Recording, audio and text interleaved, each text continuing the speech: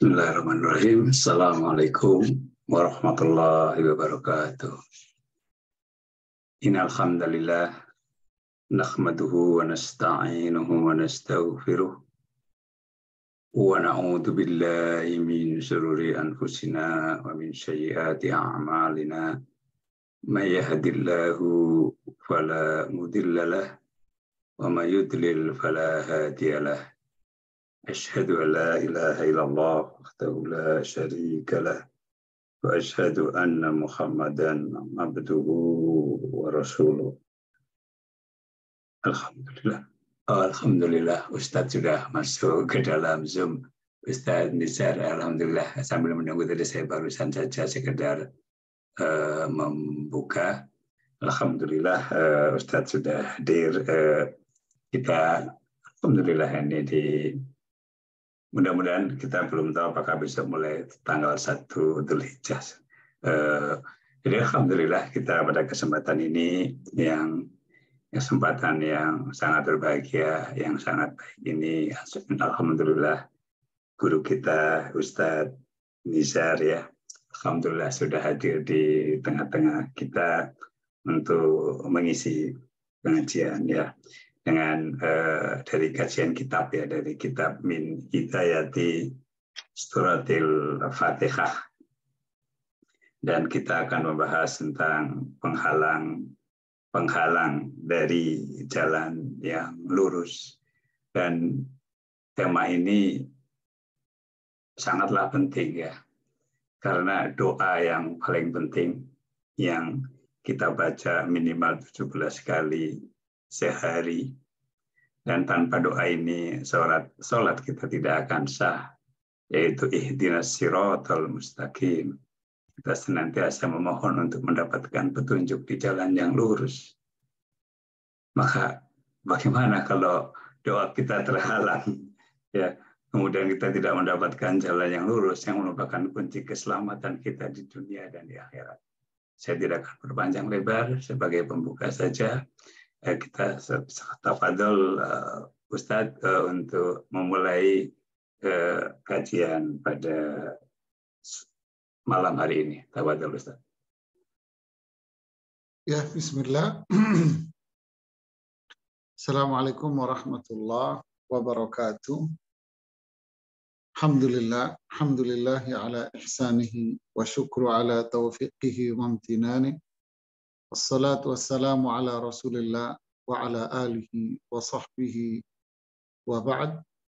Kita melanjutkan bahasan kita di surat Al-Fatihah. Pada pertemuan yang lalu kita membahas tentang as-sirat al-mustaqim. Di kesempatan hari ini tanggal 18 Juni kita akan kembali melanjutkan bahasan kita dari kitab faedah-faedah atau pelajaran-pelajaran dari surat Al-Fatihah yang disusun oleh Syekh Abdul Razak bin Abdul Muhsin Al-Badr, yaitu pada bahasan tentang awaiqus sair ala siratil mustaqim. Itu penghalang-penghalang dalam menempuh perjalanan menuju jalan yang lurus. Kita harus tahu apa saja yang menjadi penghalang perjalanan kita ini. Atau kalau istilah perjalanan lintas Sumatera itu kan ada bajing loncat ya, yang menjadikan seseorang yang berjalan di sana berada dalam kesulitan dan bahaya gitu. Kira-kira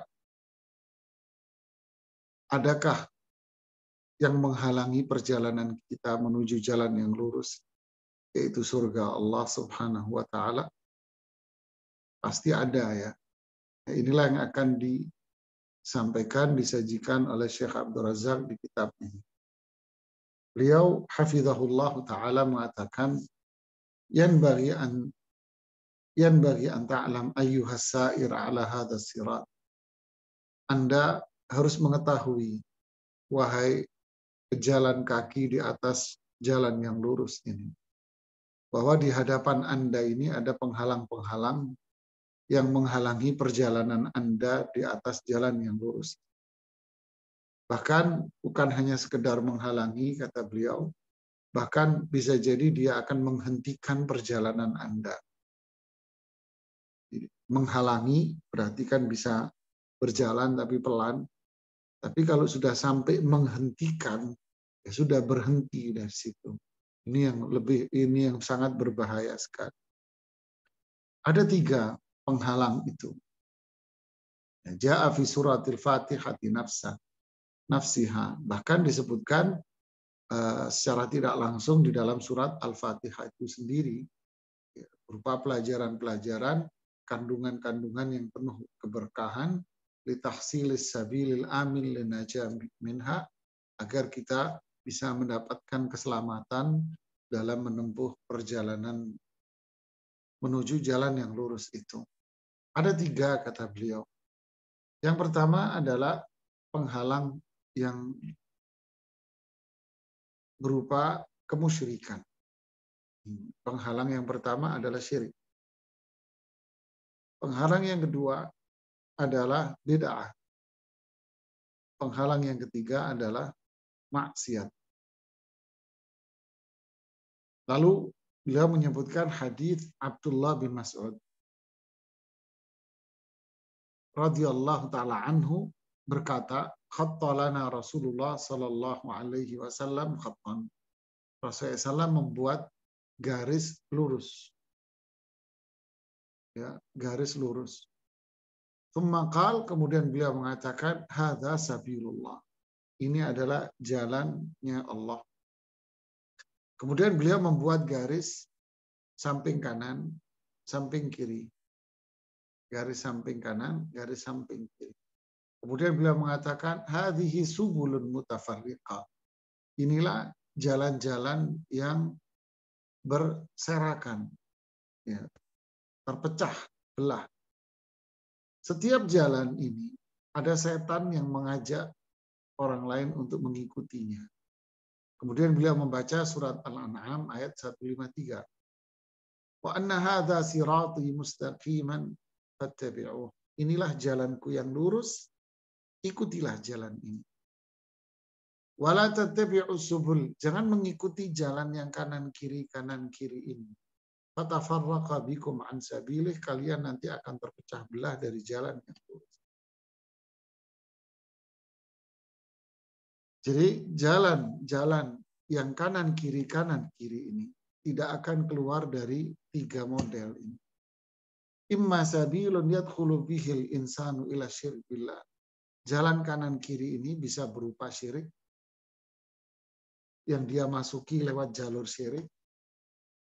Jalan yang lainnya bisa dia lewati melalui jalur bid'ah. Jalan yang lainnya dia masuki yang kanan kiri itu berupa pintu-pintu maksiat dan dosa-dosa besar. Wa ma min syak annal ahab li syaitan wal arghab indahu wal afdal ladai an yakuna dukhulul insan ila syirk. Dari 3 pintu ini, syirik, bid'ah, dosa besar, tak diragukan lagi, kata beliau, tidak diragukan lagi bahwa yang paling dicintai, yang paling diutamakan, target yang paling dikejar oleh setan adalah pintu yang pertama, yaitu pintu syirik. Ini yang paling dikejar.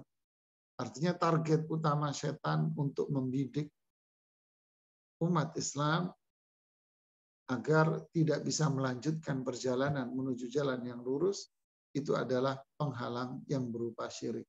Ini target utama. Menjadikan mereka hamba-hamba yang banyak berbuat kemusyrikan pada akhirnya. Kalau syirik dia gagal, fa'in lam yastati' fabil bid'ah. Kalau syirik dia tak mampu, maka pada langkah yang kedua, yaitu pada masuk pintu bid'ah.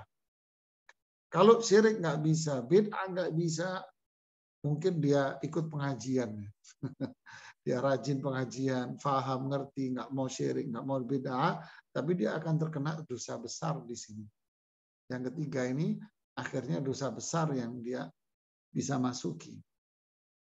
Untuk itu Ibnu Qayyim rahimahullah, kata beliau, di sebagian dari kitab-kitab beliau menjelaskan annama yuridul syaitanu naila minal insani umurun sab'ah wa yabda'u biha awwalan fa bi awwalin. Ibnu Qayyim menyebutkan pada sebagian kitabnya bahwa yang diinginkan oleh setan untuk dicapai itu ada 7 perkara. Dan ini akan dilakukan secara bertahap. Ya, dari yang pertama, kemudian yang kedua, kemudian yang ketiga. Ada 7 yang diinginkan oleh setan untuk dilepas jaring-jaring setan ini kepada manusia. Fa'in dhafara bil a'zam, kalau dia sukses dengan yang paling utama, ya sudah keberhasilan besar. Tapi kalau dia tidak sukses dengan yang paling besar, dia akan turun ke rating yang kedua. Kalau ini berhasil, ya sudah dia akan berhenti di sini. Tapi kalau ini tidak berhasil, maka dia akan turun kepada tingkatan yang di bawahnya lagi. Fahuwa awalan, dari ke-7 langkah setan ini, dari 7 jaring setan ini, yang paling tinggi, kata Ibnu Qayyim, yang paling utama, yang diinginkan oleh setan, agar manusia yang beriman ini, tentu yang beriman orang Islam, agar bisa terjebak di dalam jalan yang ini, jebakan yang ini, yang pertama adalah asyirku billah, yaitu berbuat syirik kepada Allah Subhanahu wa taala. Ini yang diinginkan. In lam yastati' dzalik arada minhul wuqu'a fil bid'ah. Kalau yang kedua ini tidak berhasil, dia berada di dalam kemusyrikan, maka yang dicari adalah target yang keduanya. Itu apa? Dia akan dijebak dalam sebuah jaring, namanya jaring bid'ah. Makanya ungkapan para ulama salaf, al-bid'atu ahabbu ila syaitan minal maksiyah. Bid'ah lebih disukai oleh setan daripada maksiat. Bid'ah, syirik lebih disukai oleh setan daripada bid'ah. Bid'ah lebih disukai setan daripada maksiat. Kenapa kok bid'ah lebih disukai daripada maksiat? Lianna sahibal bid'ah yadhunnu nafsahu wa huwa ala bid'atihi annahu ala khair. Karena orang yang berbuat bid'ah itu meyakini bahwa bid'ah yang dia lakukan itu adalah sebuah kebenaran. Nah, ininya benar. Orang yang berbuat syirik, dia meyakini bahwa kemusyrikan yang dia lakukan itu adalah bentuk ketaatan dan tauhid yang mulia. Dia menganggap, dia minta-minta ke kuburan, dia minta-minta ke kuburan, cari berkah ke kuburan, kemudian meyakini si fulan ini wali, mampu merubah nasib, mampu mengabulkan apa yang dia inginkan, mampu mencegah keburukan pada dirinya. Dianggap ini adalah sebuah kebenaran yang luar biasa bagi dia. Bid'ah juga begitu, dia menganggap bid'ah yang dia lakukan. Semua ini dia menganggap itu adalah kebenaran yang sudah utuh bagi dia. Dia menganggap itu sebuah kebenaran.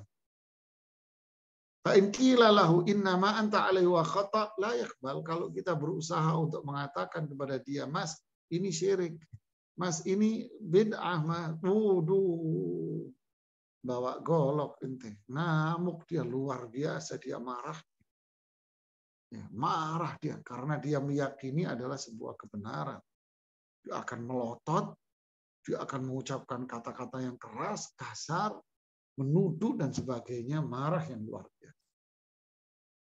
Karena dia yakini bahwa ini adalah kebenaran. Beda dengan pelaku maksiat, dosa besar. Dia kalau diingatkan, Pak, ini kan dosa besar. Dia sadar bahwa ini dosa besar.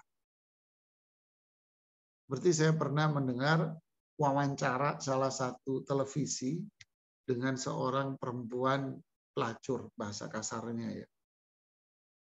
Tuna susila, bahasa yang halusnya di sini. Ya. Diwawancarai di daerah Pasar Senen di Jakarta. Ibu atau apa panggilnya gitu ya.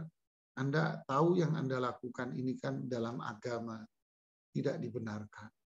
Bahasanya halus ya. Terus di tengah masyarakat juga memandang ini adalah sesuatu yang kotor. Apa jawabannya? Saya tahu itu, saya ngerti.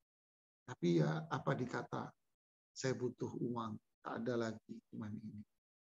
Jadi intinya dia sadar, ini bukan pembenaran ya, tidak. Tapi dia sadar bahwa ini adalah perbuatan dosa. Dia tahu ini perbuatan. Jadi orang yang main narkoba, zina, judi, dia tahu sebetulnya ini nggak boleh. Dia tahu ini semua ini tidak diperbolehkan. Tapi dia tetap melakukan. Tapi beda sekali dengan orang yang berbuat bid'ah. Dia tidak ngakui kalau yang dia lakukan itu bid'ah, tapi dia yakin bahwa ini benar. Syirik yang dia lakukan benar. Tapi sejahat-jahatnya preman, seganasnya preman, kalau kita duduk, kita baikin dia. Dia tahu dia ngomong. Saya pernah deketin seorang preman ya di dekat saya sini, daerah Pondok Gede di Jakarta. Tatonya kan sebadan, kemudian kupingnya ini jadi lebar begitu kan ya, panjang gitu kupingnya karena kemudian rambutnya kayak sapu icuk begitu. Saya samperin, ketika saya sampaikan salam, Assalamualaikum, Waalaikumsalam Pak. Ini satu.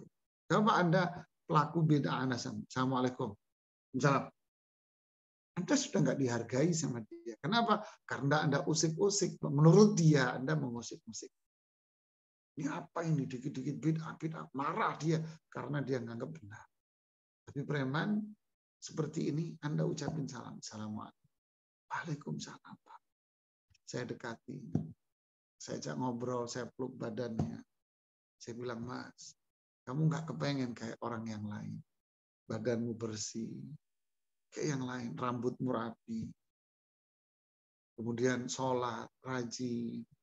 Nggak kepengen kayak yang lain. Saya bahasa saya gitu. Apa jawaban dia? Dia bilang,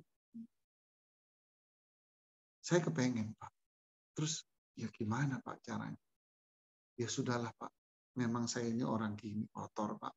Yang penting anak saya nanti jangan kayak saya. Allahu Akbar. Dia sadar, tahu kalau ini maksiat. Ya. Wa annahu ala dzanbin. Ya. Doain Pak saya, Pak. Doain Pak saya, Pak. Nah, dia bahkan minta doa. Tapi beda ya dengan mereka yang ini. Ada sebuah hadis sallallahu alaihi wasallam bersabda, riwayat Imam Tabrani disahkan oleh Syekh Albani, innallaha hajabat taubah an kulli sahibi an sahibi kulli bid'atin. Innallaha hajaba at-taubah an sahibi kulli bid'atin. Allah Subhanahu wa taala menghalangi taubat dari setiap pelaku bid'ah. Jadi Allah bikin orang yang berbuat bid'ah ini sulit untuk bertaubat. Sulit untuk bertaubat.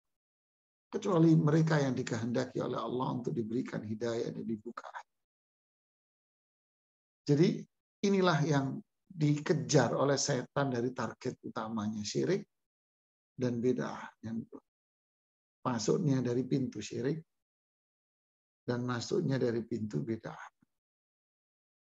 Dan subhanallah pintu ini terbuka lebar. Kenapa? Karena memang disukai oleh setan. Sehingga kalau masuk sini, ya akan banyak pendukungnya, banyak penerimanya. Dan dia dengan mudah untuk mendapatkan posisi dan jabatan di tengah masyarakat. Dengan demikian, dia akan dengan mudah untuk mendapatkan dunia. Maka dari situ sulit dia untuk mendapatkan. Gimana kakak sulit jemaah?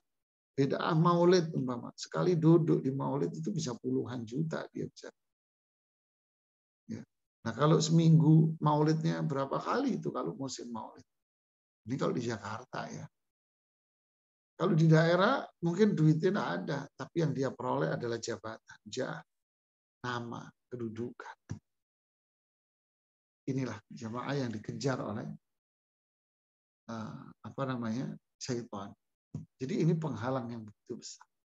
Jadi kalau seseorang sudah berada dalam ranah masuk ke pintu syirik ya berarti perjalanan dia menuju sirat mustaqim sudah benar berhenti sudah. Ini yang paling berat. Atau dia masuk ke dalam pintu bid'ah, ya sudah berhenti dia. Sudah nggak bisa dia melanjutkan karena memang berlawanan. Jalannya sudah begini. Dia masuk ke syirik atau masuk ke bid'ah, sudah terhenti dia, sudah nggak nyambung. Sedangkan jalannya ini yang diharapkan ini kan jalan yang lurus. Ini nggak bisa. Kemudian yang berikutnya kata beliau, wadzunub munqasama ila saghair wa kabair. Kemudian yang kedua adalah dosa besar. Yang ketiga berarti dosa besar. Dosa besar itu terbagi kemudian dosa-dosa. Ya, dosa itu terbagi menjadi dua kata beliau, dosa kecil dan dosa besar. Sebagaimana firman Allah di surat Qamar di ayat yang 53, wa kullu saghirin wa kabirin mustatar. Mustatar artinya tercatat. Jadi setiap dosa, baik yang kecil maupun yang besar, mustatar, ai maktub mastur, dicatat. Semua dicatat. Mau besar, mau kecil dosanya dicatat sama Allah. Nanti kita akan mendapatkan catatan dari amal kita ini, dari dosa kita ini kecil maupun besar, nanti di hari akhir. Semua ada catatan dosa kecil dan dosa besar. Wa yaquluna ya wailatana ma li hadzal kitabi la yughadiru saghiratan wala kabiratan illa ahsaha wa wajadu ma amilu hadira wa la yadhlimu rabbuka ahada. Ini di surat Al-Kahfi ayat 49. Mereka pelaku dosa-dosa ini akan mengatakan, ada apa dengan catatan-catatan ini? Dia tidak meninggalkan sekecil apapun dari perbuatan dosa dicatat. Apalagi yang gede, semua tercatat. Wa wajadu ma'amilu hadira. Dan dia akan mendapatkan semua yang dia perbuat itu terpampang jelas di depan matanya. Ibarat orang sekarang nonton bioskop, nonton layar lebar besar di depan dia, akan tercatat jelas ini yang dia perbuat semua. Wala yadhlimu rabbuka ahada. Allah tidak akan menzalimi siapapun.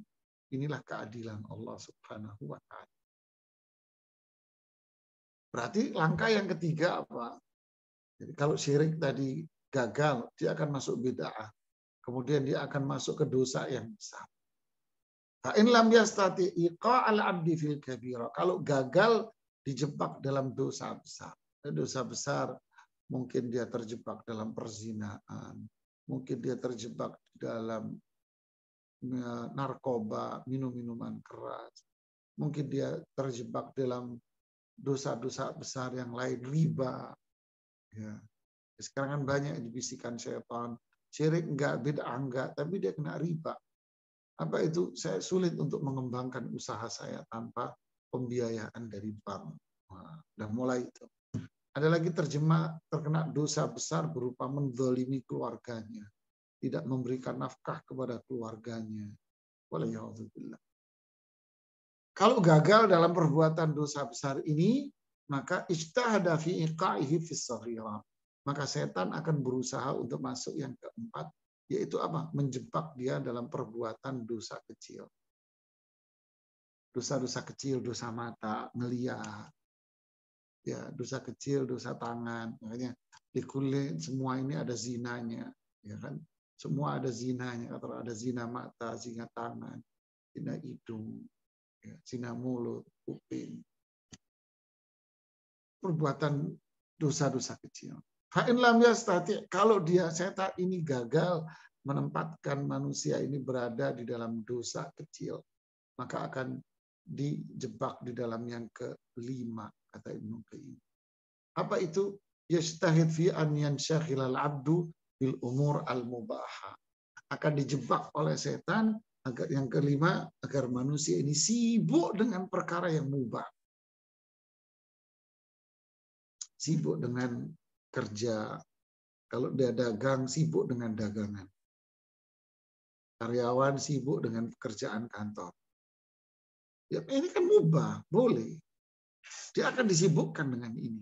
Kalau dia disibukkan dengan ini, hasilnya apa? Mulailah ibadah ketaatannya dia. Sholatnya awalnya sholat rajin ke masjid. Sekarang sudah nggak ke masjid. Atau sudah mulai telat-telat. Berikutnya sudah nggak ke masjid. Masih di awal waktu. Berikutnya sholatnya sudah mulai ditunda-tunda. Terus begitu. Dulu rajin mulai puasa. Oh sekarang sudah mulai malas puasa sunnahnya. Akhirnya puasa sunnah ditinggal. Dulu masih rajin ikut pengajian, kajian-kajian, majelis-majelis taklim walaupun kajian Zoom. Mulai rajin dulu. Sekarang, waduh, afwan ya akhi, mesti banyak kerjaan di kantor. Mulai itu kajiannya tinggal. Disibukkan dengan yang mubah, yang dampaknya akhirnya dia meninggalkan ketaatan kepada Allah. Setan pinter, jam terbangnya pinter. Ini nggak ada S-nya. Kalau kita kan cuma S3. Nggak tahu S1, setan S-nya sampai berapa. Fa'in lam yastati dzalika intaqala ila rutbatin sadisah. Kalau dia gagal menjebak dia di dalam dunia ini, dunia mubah ini, gagal di sini, masuk dia ke langkah yang ke-6. Apa itu? Dia disibukkan dengan perkara-perkara yang nggak penting. Ya, perkara-perkara yang nggak penting, disibuk dengan itu. Kalau di pengajian itu ada jamaah yang suka nanya hal yang nggak penting. Contoh kayak tadi barusan kajian ini, barusan tadi terus maghrib bisa. Ustadz, maaf Ustadz, nanya Ustadz. Iya. Tadi Ustadz menjelaskan bahwa malaikat Jibril itu ada bentuk fisik. Kira-kira seperti apa bentuk fisik malaikat Jibril? Apa urusan Anda dengan fisiknya malaikat Jibril? Kan aneh. Ya. Ada lagi, Ustadz, maaf Ustadz, nanya Ustadz. Itu alif lam mim dan sebagainya, alif lam ra, kemudian kaf ha sin ya ain sad yasin, ya pendek-pendek ini. Kenapa kok di dalam kitab-kitab tafsir itu dikatakan hanya Allah yang tahu maknanya, alif lam mim hanya Allah yang tahu. Kenapa kok sibuk Anda di sini gitu loh? Kenapa nggak nanya Ustaz apa maknanya mendirikan sholat? Kenapa tidak mengatakan mengerjakan sholat? Ini kan manfaat pertanyaan. Jadi disibukkan dengan hal-hal yang Ustadz itu Nabi Adam dulu turun di dunia ini, turunnya di mana Ustadz? Terus kondisinya apa ya nanya? Disibukkan dengan hal-hal yang nggak penting gitu ya. Begitulah, sibuk dengan hal yang nggak manfaat, nggak penting bagi dia. Subhanallah. Alhamdulillah. Kadang kalau kondisi seperti ini disibukkan dengan pertanyaan-pertanyaan tentang politik, ini nggak manfaat buat dia, mafdul, ada yang nggak penting gitu. Ya, disibukkan dengan pertanyaan politik, pertanyaan tentang ini, itu, ini, yang pikirannya ini sibuk di sana. Yang untungnya apa kalau Anda sibuk di situ? Manfaatnya apa? Iman Anda nambah, ya, jabatan Anda di perusahaan naik, bisnis Anda meningkat, semua nggak ada. Kenapa kok disibukkan dengan yang mafdul, yang nggak penting? Ya. Ada sibuk dengan ngurusin orang. Ini memang jebakan setan yang ke-6. Fa'in lam yastati' hadhihi sadisa. Kalau yang 6 ini dia juga nggak berhasil setan. Setan akan masuk ke yang ke-7 yang terakhir. Ini yang manusia tidak akan bisa terhindar sama sekali, kata beliau. Wa hadza la yaslamu minhu ahad. Tidak ada satu orang pun yang bisa selamat dari rintangan ini yang ke-7. Walau salima minhu ahad la salima minhu Rasulullah. Kalau ada orang yang selamat dari yang ke-7 ini, pasti yang selamat adalah Rasulullah sallallahu alaihi wasallam. Ala wa huwa an yusallit alaihi min junudihi man yu'ti.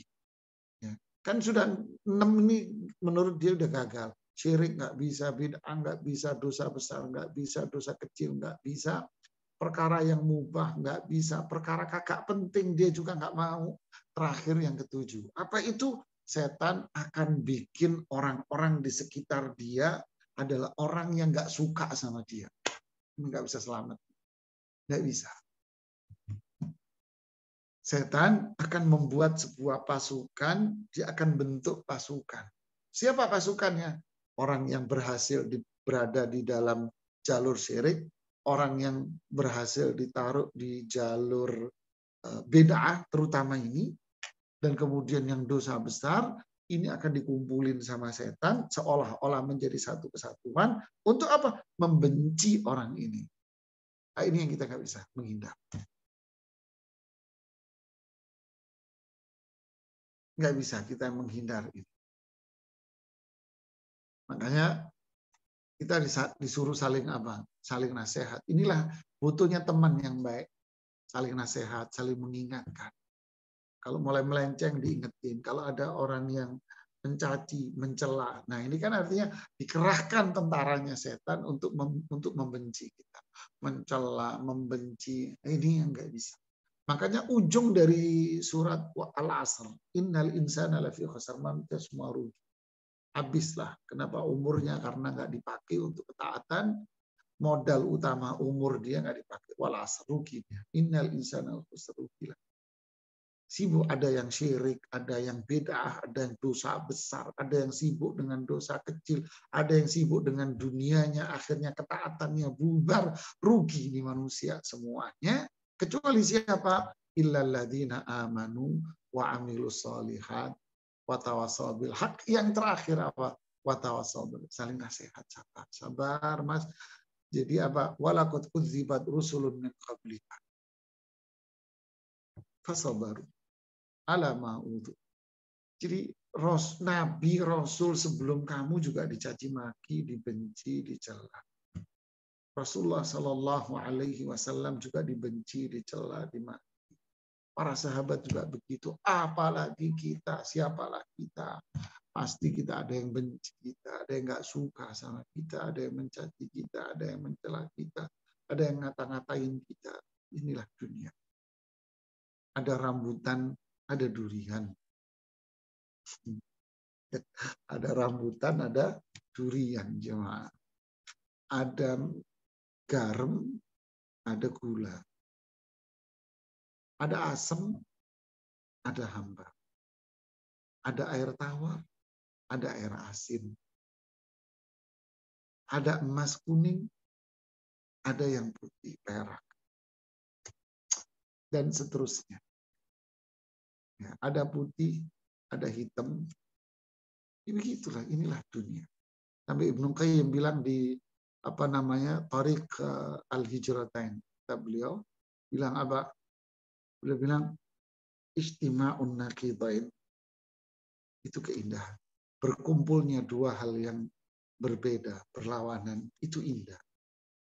Jadi kalau ada orang mencaci kita, dan kalau kita sadar bahwa ini takdir Allah sudah, kemudian kita tahu sikap apa yang harus kita lakukan terhadap orang yang seperti ini, apa itu? Maafkanlah dia. Kalau bisa Anda nasihati, kalau enggak ya tinggalkan. Jangan ditiru. Ya, wa idza khatabahumul jahiluna qalu salama. Ciri orang beriman, hamba Allah, sudah tinggalin aja. Salam. Jangan ikut campur sama mereka. Ini ada orang yang seperti ini, ada yang mencaci maki dalam hidup. Ini indah, kata Ibnu Qayyim. Akan jadi hidup ini indah. Kalau saya boleh ilustrasikan, masakan itu pasti terkumpul di sana bumbu-bumbu yang bertolak belakang. Jahe, ada ini yang semua ini teksturnya akan beda-beda, ini rasa. Kemudian di sana ada garam sedikit, ada dikasih ini sedikit, yang bertolak belakang semua. Apalagi bumbu masakan Padang yang syarat dengan bumbu banyak. Masakan India yang syarat dengan bumbu yang sangat banyak dan semua bertolak belakang. Ada jahe, ada bawang merah, ada bawang putih, terus ada lengkuas, kan lain-lain ini jemaah. Terus kalau orang Jawa dikasih garam sedikit sama dikasih gula sedikit kan. Jadinya apa? Ya jadinya masakan yang enak. Jadi inilah keindahan kalau disikapi dengan sikap yang telah digariskan oleh Allah di jalan yang lurus. Ini jalan yang lurus. Kita sikapi jadi indah semua, jadi nikmat. Subhanallah. Jadi li'annal adza wala siyama liqawiyil iman asyad min ghairi. Jadi semakin kuat keimanan dia, semakin yakin akan jalan lurus, semakin semangat dia meniti jalan yang lurus, rintangan godaan yang ketujuh ini tambah banyak. Dia akan tambah dicaci sono, dicelak sono, dicibir sono, begini, tambah banyak itu. Sampai ada satu perempuan di Jakarta bilang, Ustadz, dulu ketika saya menjadi perempuan yang umumnya di sini karir, kerja di perkantoran, ngurusi usaha dan sebagainya, dengan baju umumnya perempuan yang sekarang ini di kantoran, rok mini, baju ketat lah, ini itu. Ini kok nggak ada yang mencela saya? Nggak ada yang mencela, nggak ada yang mencibir, nggak ada yang mencemooh, nggak ada. Tapi giliran saya hijrah, saya tinggalkan semua ini. Rintangannya banyak.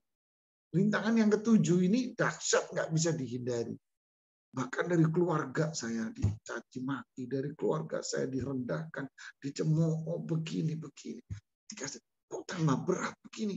Ya begitulah orang yang beriman. Semakin dia yakin dengan jalan yang lurus, semakin kuat azam dia untuk meniti sirat mustaqim, berarti rintangan yang 7 ini semakin dahsyat. Kesimpulannya kata beliau, wasyaitan aduwwun yaraka wala tarah. Intinya setan ini musuh kita. Dia melihat kita dan kita tidak bisa melihat setan. Innahu yarakum huwa wa qabiluhu min haitsu la tarawna. Setan ini melihat Anda dan CS-CS-nya dia melihat Anda. Tapi Anda tak mampu melihat setan. Di surat Al-A'raf ayat 20. Makanya dia berdiri dan berhenti di tengah jalan yang kita lalui untuk menuju sirat mustaqim. Untuk apa? Goda kita berbagai macam cara dengan 7 cara yang tadi. Wal'iyadzubillah. Benar-benar sampai kita ini melenceng dari jalur yang lurus. Wa imma yanzaghannaka minasyaitani nazghun fasta'idz. Kalau setan sudah mulai mengganggu Anda, serahkan sama Allah, berlindung sama Allah, karena kita nggak bisa ngelawan setan. Ucapkanlah a'udzubillah minasyaitonir rajim. Untuk itu kata beliau, penghalang-penghalang ini, syirik, bid'ah, maksiat. Beliau singkat jadi 3. Jadi 7 tadi disingkat jadi 3 sama beliau. Syirik, bid'ah, maksiat. Ini wajib kita harus berhati-hati. Ini yang menghalang, berhati-hati. Ada satu ikhwan yang dulu semangat, dia promotor, pendorong, kajian sana, kajian sana, kajian sana. Dia terjebak dalam dosa besar. Lewat siapa? Lewat teman. Ya, berlihya, jenggot, tapi masih makin narkoba. Akhirnya temannya tahu nih yang kajian-kajian. Akhirnya dia malu, kajiannya pun ditinggal semua. Dia bubar. Terjebak dia di dalam godaan yang keempat, yaitu narkoba. Waliyahulillah. Kita ini harus berdoa terus kepada Allah. Doa apa? Ihdinas siratal mustaqim. Kemudian berdoa agar Allah menjaga kita, melindungi kita dari semua keburukan. Qila li Abi Hurairah.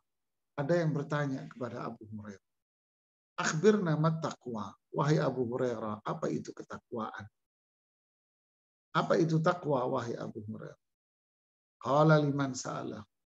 Kemudian Abu Hurairah balik bertanya. Hal salakta tariqan dha syaukin? Apakah Anda pernah meniti jalan yang banyak duri-durinya? Pernah melewati jalan yang banyak durinya? Si penanya menjawab iya. Lalu Abu Hurairah bertanya lagi, kaifa tasna? Apa yang kamu lakukan? Si penanya menjawab, idza ra'aitu syauka amsi anhu yaminan aw yasar. Kalau aku melihat di jalan ini itu ada duri, saya akan menghindar, ngambil sebelah kanan atau ngambil sebelah kiri untuk menghindar dari duri. Wa akhdar an ata'ahu. Saya benar-benar menjaga, berhati-hati jangan sampai aku menginjak duri ini.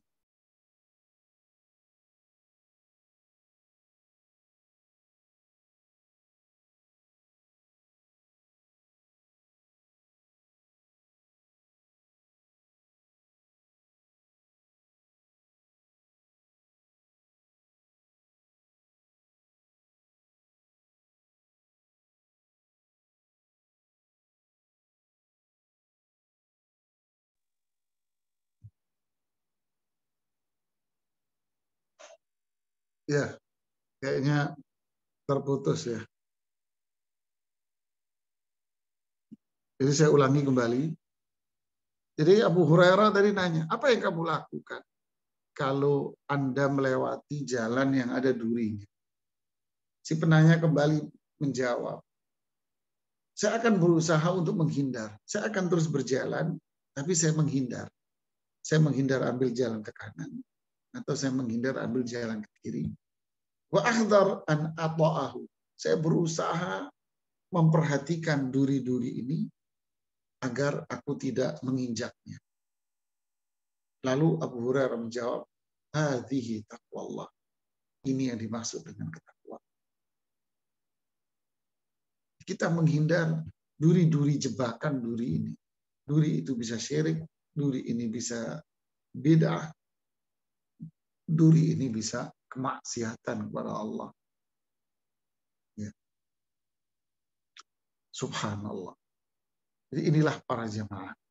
Makanya apa yang bisa menyelamatkan kita dari semua ini? Inilah ilmu. Inilah ilmu. Makanya ilmu itu jaga kita. Ilmu ini jaga kita. Jadi dari tiga ini. Hanya beliau mengatakan, fa'anta mutalab an ta'rifa syirk ma'hu. Berarti sekarang kita ini harus punya ilmu tentang apa itu syirik. Kita harus tahu apa itu bid'ah. Dan kita harus tahu apa itu dosa besar. Untuk apa? Agar aku bisa menghindari duri-duri yang berbahaya ini. Ta'allami syarra la li syarr walakin li tawaqi. Belajarlah keburukan. Bukan untuk keburukan itu, tapi agar aku bisa menghindarkan diri dari keburukan. Fa'in lam ya'rifi syarra minan nasi yaqa'u fi. Kalau ada sekelompok manusia yang tidak tahu keburukan, dia akan terjebak di dalamnya. Lalu beliau mengatakan, banyak sekarang orang-orang Islam terjebak di dalam kesyirikan yang nyata. Bahkan syirik yang dia lakukan udah jelas-jelas kufur. Banyak datang ke kuburan minta-minta. Meyakini bahwa si fulan memiliki sifat-sifat yang mulia. Syirik-syirik yang luar biasa. A'udzubillah. Syirik yang sudah mengarah kepada kufur yang nyata. Dan banyak mereka, orang-orang Islam ini terjebak di dalam bid'ah-bid'ah yang memang itu jelas-jelas bukan dari sunnah petunjuk Rasulullah SAW. Semua ini karena apa? Karena kejahilan mereka terhadap Islam. Begitu pula banyak yang terjebak di dalam dosa besar. Karena mereka jahil, tak tahu riba, tak tahu apa itu kezaliman, memakan harta orang. Dia tak tahu bahwa ini semua adalah perbuatan-perbuatan dosa. Semua ini karena kejahilan dia. Karena dia tak faham. Nah, disinilah pentingnya kita ini berdoa kepada Allah. Berdoa, kemudian pentingnya kita belajar ilmu. Karena ilmu inilah yang menuntun kita untuk amal. Kita doa, kita berilmu, belajar, kemudian kita amalkan. Fa'anta mutalab an ta'rif hadhil awa'ik. Anda dituntut untuk memahami tiga-tiganya ini. Syirik, bid'ah, maksiat, agar kita bisa berhati-hati menjauhkan diri kita dari semuanya. Wa in qala Luqmanu libnihi ya bunai wa huwa ya'idhuh ya bunai la tusyrik billah. Ketika Luqman mengatakan kepada anaknya dan beliau menasehati anaknya, apa itu? Wahai anakku, jangan berbuat syirik. Jangan berbuat syirik. Kebanyakan orang yang terjebak di dalam perbuatan syirik ini karena jahil. Dan juga karena syubhat. Apa itu kerancuan-kerancuan dalam berpikir? Argumen-argumen, pemikiran-pemikiran yang keluar dari petunjuk Al-Quran dan hadis Rasulullah SAW yang menjadikan mereka berada di dalam kesyirikan yang seperti ini. Menyelewengkan ayat, menyelewengkan hadis Rasulullah Sallallahu Alaihi Wasallam, sehingga banyak orang-orang yang mengaku dirinya Islam, bahkan mengaku dirinya faham Al-Quran, faham tafsir, faham hadis, ngaku-ngaku aja, tapi sebetulnya dia adalah menyelewengkan ayat-ayat Al-Quran, menyelewengkan hadis-hadis Rasulullah SAW, bahkan membuang ayat-ayat itu dengan logika dan berpikir dia pribadi. Ini yang disebut inni akhwafu ma akhafu alaikum ala imma al-mudillun.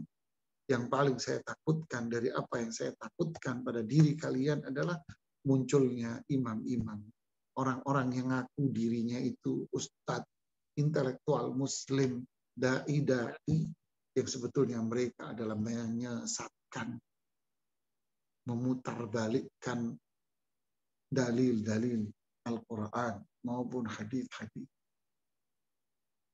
dengan penampilan yang indah, dengan ketenaran, dengan logikanya dia, dengan retorikanya dia, dengan dukungan dari semua sisi, dengan iklan dan sebagainya yang membuat orang itu akhirnya suka dengerin karena ketenaran, kehebatan. Ya. Subhanallah. Kalau dikasih tahu oleh ustadz yang berada di atas manhaj yang sahih, tapi tidak memiliki ketenaran seperti mereka karena tidak memiliki tim yang kuat umpamanya. Yalah siapa dia? Ini fulan kok. Dia udah terkenal, ini dai nasional. Padahal dia memutarbalikkan ayat-ayat Al-Quran. Karena kejahilan dia putarbalikkan syubhat. Masyarakat awam lebih condong melihat mereka yang berada di atas daun daripada mereka yang berada nginjek bumi. Na'udzubillah. Untuk itu kita harus belajar syirik, belajar bahaya syirik. Apa itu syirik? Bahayanya syirik. Innallaha la yaghfiru an yushraka bih. Allah tidak akan mengampuni dosa orang yang berbuat syirik. Di An-Nisa 47. Innahu may yusyrik billah faqad harramallahu 'alail jannah wa ma'wahun nar. Sungguh orang yang berbuat syirik, Allah akan haramkan surga dan tempatnya kelak di neraka jahanam. Di Al-Maidah ayat 72. Walaqad uhiya ilaika wa ilal ladzina min qablika la in asyrakta la yahbatanna 'amaluk wa la takunanna minal khasirin. Telah diwahyukan kepadamu wahai Rasulullah SAW. Sungguh orang yang berbuat, dan kepada orang-orang sebelum Nabi dan Rasul sebelumnya. Sungguh siapapun yang berbuat syirik. Jika kamu berbuat syirik pun sekalipun, dan itu tidak mungkin Rasulullah SAW berbuat syirik, para sahabat tidak mungkin berbuat syirik, ya jika ada umatnya yang berbuat syirik, maka semua ketaatan dia rajin sholat wajib, sholat sunnah, qiyamul lail, zakat, sodakonya hebat, puasa, Ramadan, puasa, sunnah semua, haji sangat sering, umrah, semua ketaatan dia ini bubar, gugur, luntur, habis, hilang, sirna. Kenapa? Karena dia telah berbuat syirik kepada Allah. Yang disebutkan di surat Zumar ayat 6. Subhanallah. Nah inilah jemaah, kita harus tahu ini semua. Nah inilah bahasan kita tentang apa? Penghalang-penghalang dari jalan yang lurus. Wallahu a'lam. Silakan kita diskusikan apa yang perlu kita diskusikan, kita bahas di malam ini. Masya Allah, alhamdulillah, alhamdulillah. Alhamdulillah kita buka sesi tanya jawab ya. Silahkan bisa bertanya lewat tuliskan di chat atau juga langsung raise hand ya. Silahkan sambil menunggu kalau perlu. Jadi saya ringkas sedikit bahwa penghalang-penghalang ya, yang bahkan tidak cuma menghalangi, bahkan bisa menghentikan seseorang dalam menempuh jalan yang lurus itu mendapatkan surga. Ciri khas itu ada 3, yaitu syirik, bid'ah, dan maksiat. Kalau dirinci lebih detail sebagaimana disampaikan oleh Ibnu Qayyim tentang perangkap-perangkap setan, ya, ada 7 perkara, yaitu syirik, kedua bid'ah, ketiga dosa besar, keempat dosa kecil, Kelima, sibuk dengan perkara yang mubah. Keenam, sibuk dengan perkara-perkara yang tidak penting. Dan ketujuh, yang tidak ada satupun orang bisa menghindar, yaitu setan akan membuat orang-orang di sekitar dia adalah orang-orang yang tidak suka kepadanya. Baik, silakan. Alhamdulillah ini kesempatan yang sangat baik buat kita untuk bertanya lebih lanjut kepada Ustadz. Tafadhol, silakan raise hand atau menuliskan langsung.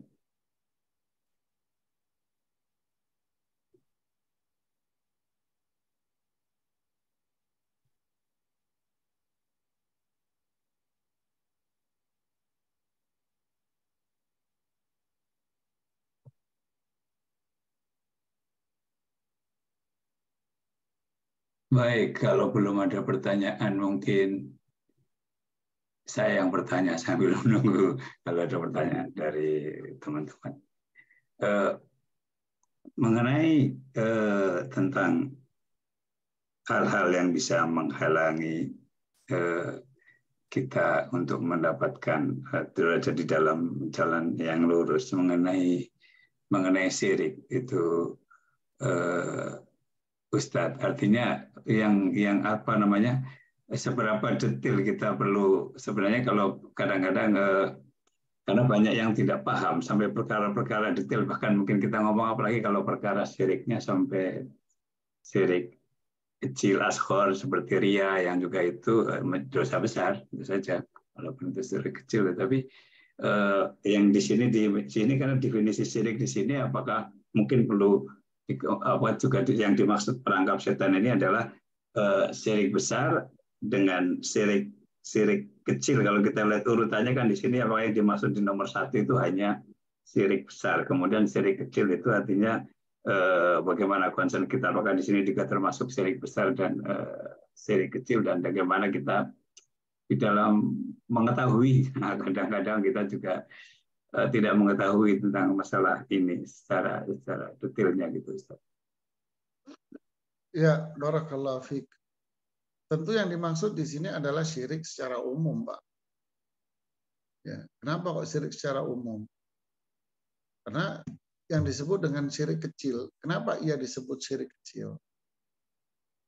Para ulama mengatakan ia disebut syirik kecil karena ia menjadi pintu atau gerbang atau jembatan menuju yang namanya syirik besar. Sehingga ia disebut dengan nama syirik kecil. Saya ambil contoh sederhana ya. Si fulan datang ke kuburan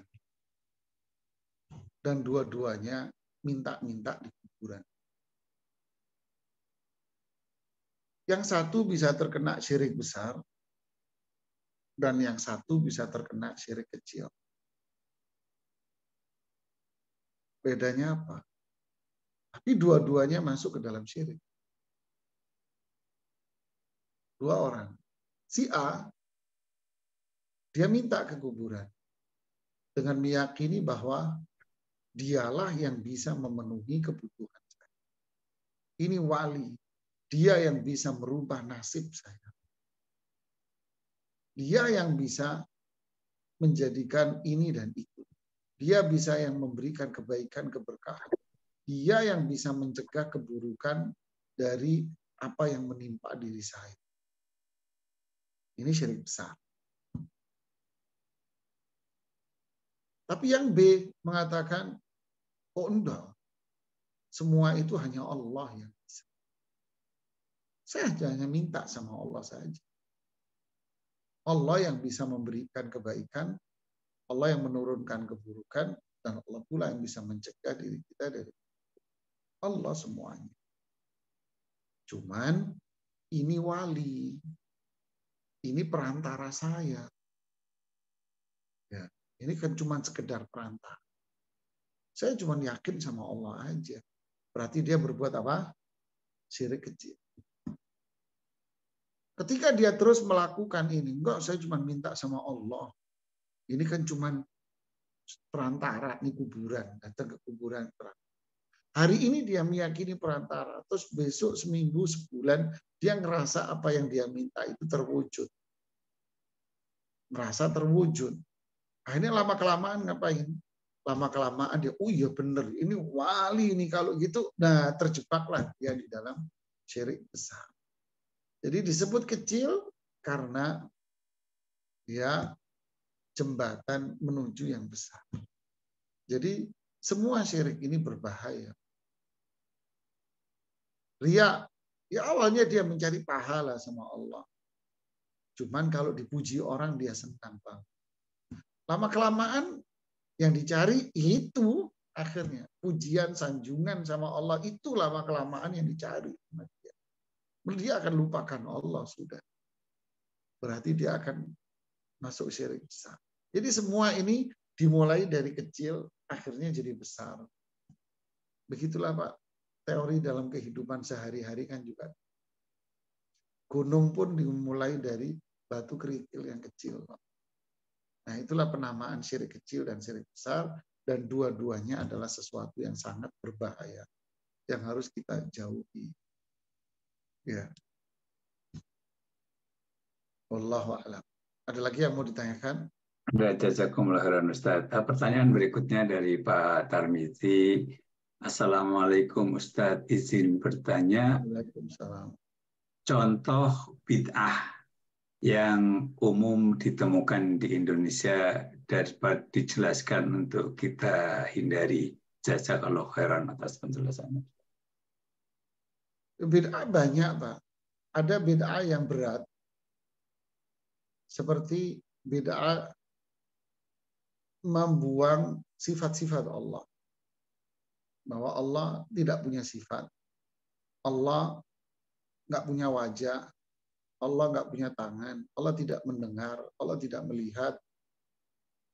Allah tidak tinggi di atas arsy.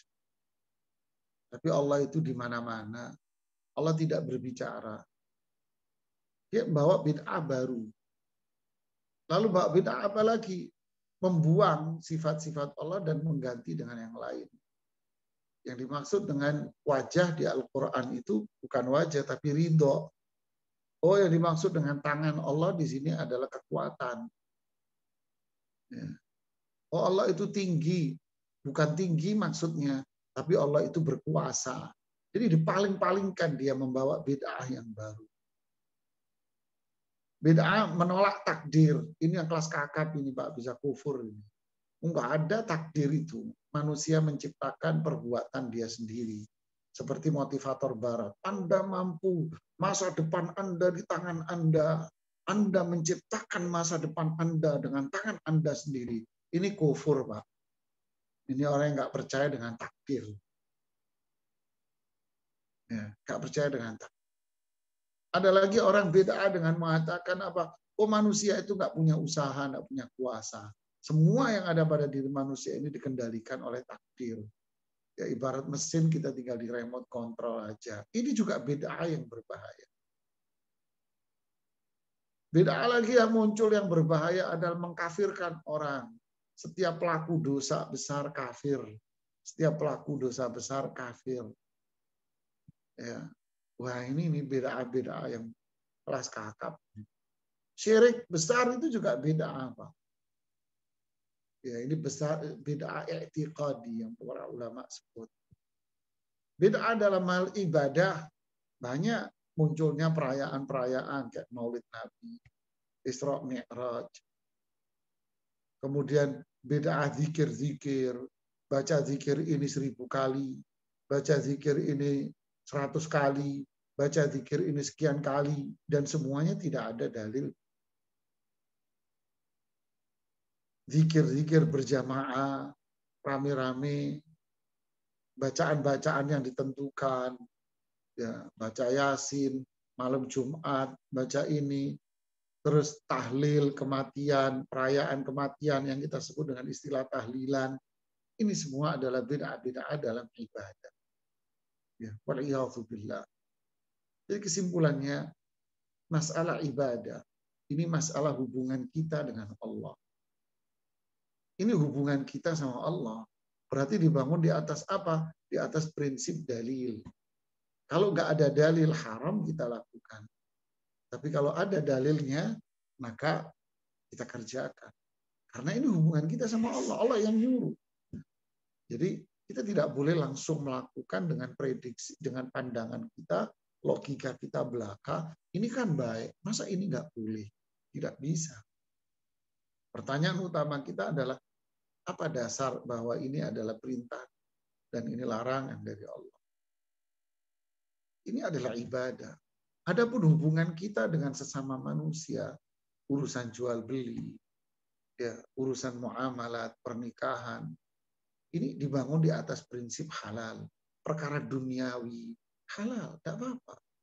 Anda mau beli rumah, Anda mau tinggal di apartemen, Anda milih rumah ini, Anda milih kendaraan ini, Anda mau pakai pakaian ini, bentuk pakaian itu, Anda mau makan ini, makan itu, minum ini. Tidak apa-apa, semua halal. Kecuali ada sesuatu yang, kecuali ada dalil yang melarang. Oh, nggak boleh khomer, nggak boleh babi, nggak boleh yang haram, ini nggak boleh. Selama tidak ada dalil yang melarang, boleh bebas. Ya. Wallahu a'lam bishawab. Ini sekaligus saya jelaskan kaidah. Ya. Silakan kalau ada yang bertanya. Alhamdulillah ada pertanyaan dari Bumiku mengaji USA dan Kanada yang angkat tangan, silakan. Ya, jazakumullahu khairan Pak Aslam. Assalamualaikum warahmatullahi wabarakatuh, Ustadz. Waalaikumsalam warahmatullahi wabarakatuh, Muhammad. Iya, Ustadz, jazakumullahu khairan atas penjelasan materinya hari ini. Yang ingin ditanyakan Ustadz tadi tentang hadis bahwa Allah Subhanahu wa taala akan memalingkan orang yang berbuat bid'ah untuk bertaubat, Ustadz. Bagaimana Ustadz nasihatnya terkait dengan orang yang disesatkan ini, Ustadz? Karena kalau kita melihat justru ini banyak di keluarga kami, misalnya Ustadz. Sedangkan kalau kita bilang itu tidak ada dalilnya, akhirnya yang diserang jadi kami sendiri, Ustadz. Nah, bagaimana cara yang lebih simpel Ustadz mengutarakan kalau itu dilarang dan itu sangat luar biasa ancamannya? Dan yang kedua, Ustadz, bila memang sudah kental sekali, apakah sebaiknya saya tinggalkan keluarga?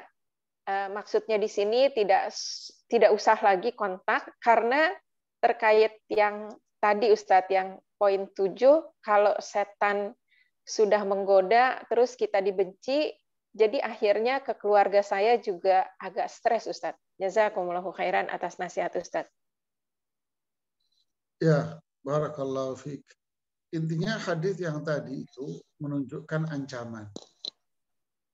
Dan yang kedua menunjukkan beratnya dosa bid'ah. Sampai-sampai begitu beratnya orang yang berbuat bid'ah itu sulit bagi dia untuk bertaubat. Sulit sekali dia untuk bertaubat karena dasarnya adalah dia merasa benar. Sedangkan orang yang berbuat maksiat masih mudah dia taubat karena tidak ada orang maksiat merasa ini benar, ini khomer, ini benar, dia nggak ada. Maksiat ini benar, nggak ada. Dia akan ngerasa memang ini dosa kok. Jadi ancaman dan sulit besarnya dosa orang yang berbuat bid'ah. Ya. Lalu apa sikap kita pada keluarga yang berbuat bid'ah? Pertama, kita doakan karena ini adalah senjata kita yang paling ampuh, ya, yaitu doa. Jadi jangan pernah kita putus asa dari doa. Tidak. Doa mukhul ibadah. Ini otaknya, intinya ibadah. Ya, bahkan ibadah itu adalah doa. Jangan lupakan ini, doa ini yang paling mulia ini. Kemudian yang kedua, kita bisa menyampaikannya dengan bahasa yang berbeda. Kayak contoh tadi pagi saya pengajian ibu-ibu ini, yang notabene adalah ibu-ibu umum lah, awam. Saya bicara materi awam tentang zikir, keutamaan zikir. Lalu ada satu ibu-ibu yang umurnya mungkin 70-an. Dengan mindset setting yang lama. Dia bilang, Ustadz, zikir ini pakai tasbih, Ustadz. Nah, dia bawaannya dia pokoknya zikir itu bawa tasbih atau sekarang pakai alat yang kecil itu dihitung itu cetek. Ini kan menurut sebagian para ulama dinilai mukhalafah li sunnah, menyelisihi sunnah. Bagaimana kita menjelaskan kepada orang-orang yang seperti ini? Saya jelaskan Ibu, kita diajari oleh Rasulullah SAW zikir itu kalau habis sholat baca subhanallah, subhanallah, alhamdulillah, alhamdulillah, Allahu Akbar, pakai tangan kanan.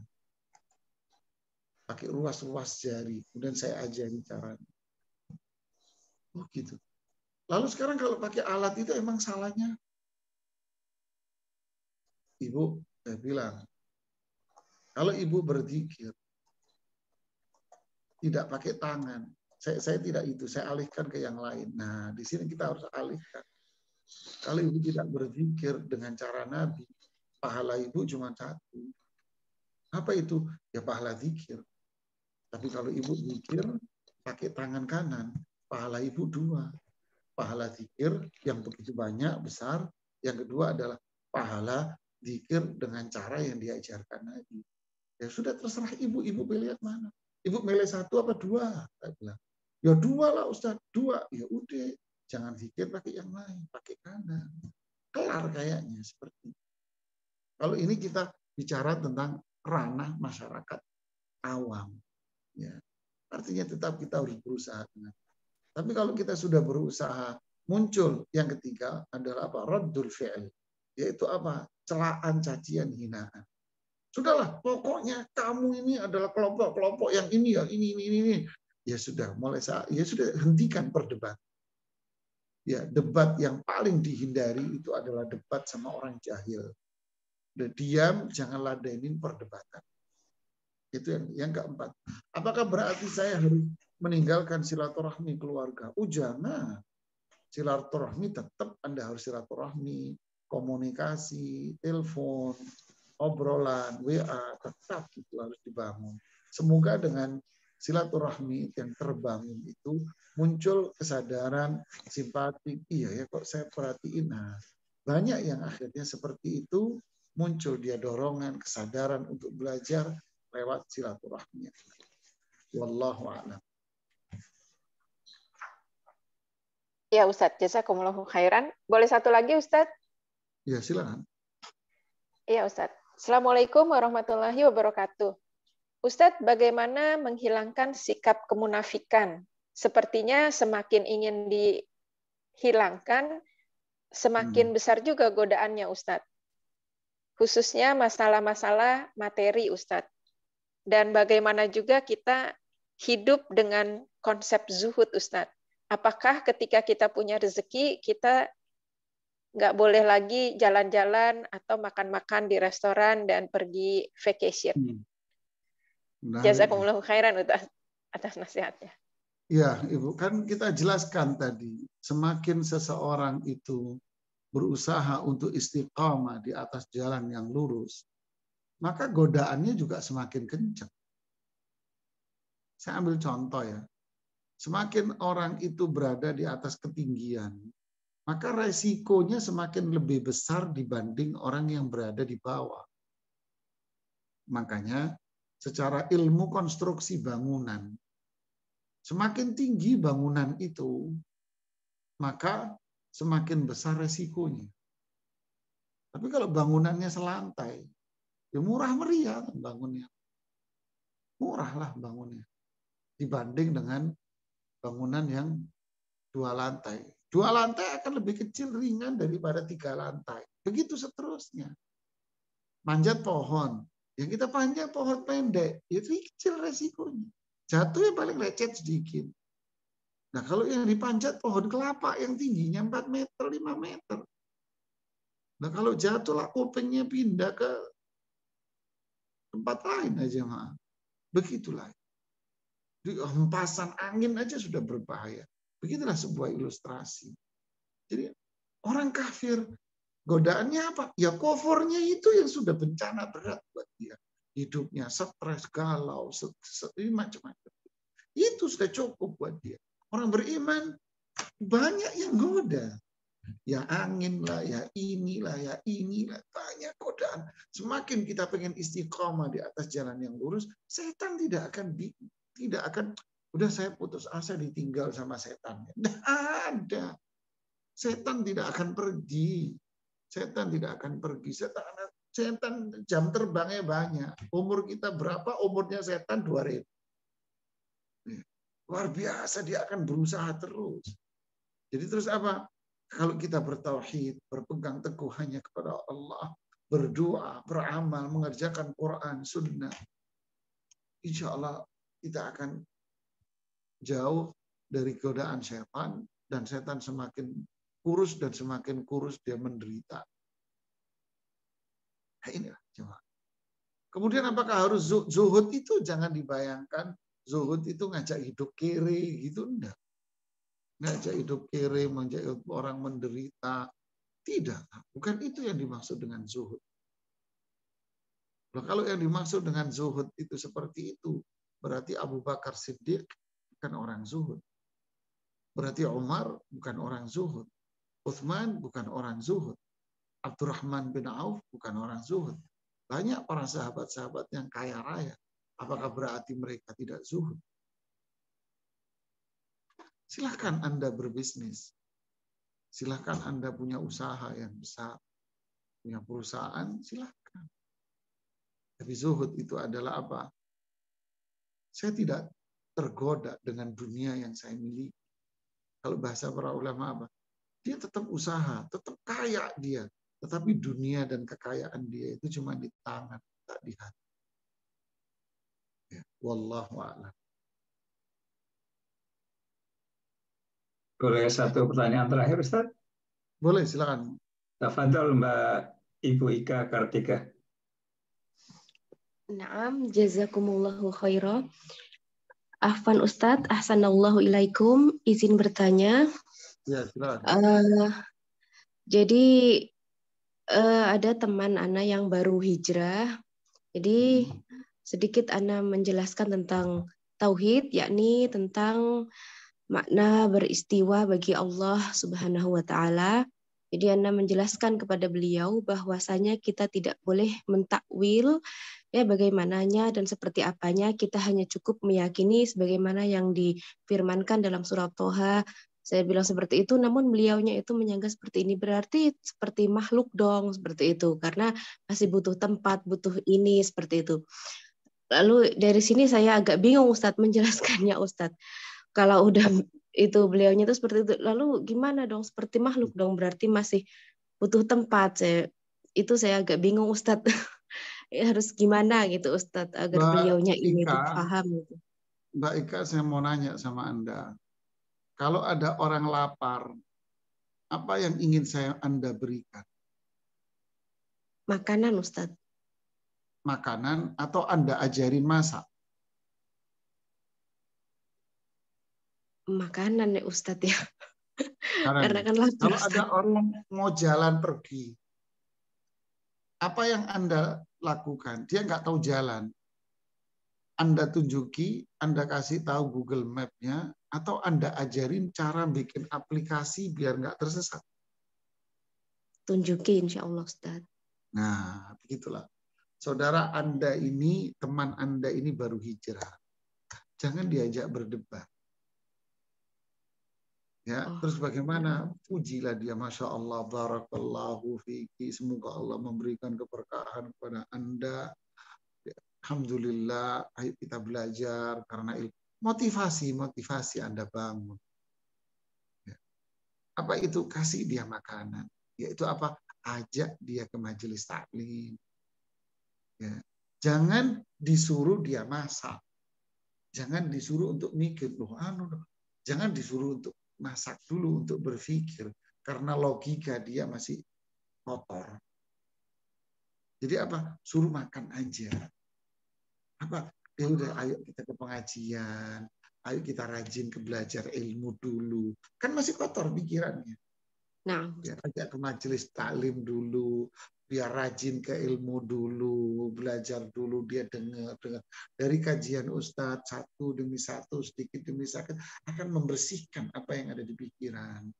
Nanti ketika dia ada yang diragukan di benak dia nanya kepada sang ustadz. Nanti ustadz yang akan menjelaskan. Nah, disitulah Bu. Jangan dia baru hijrah, Anda libatkan dia dalam berpikir di mana pikiran dia masih kotor. Nanti nggak jadi hijrah, nggak jadi taubat nanti.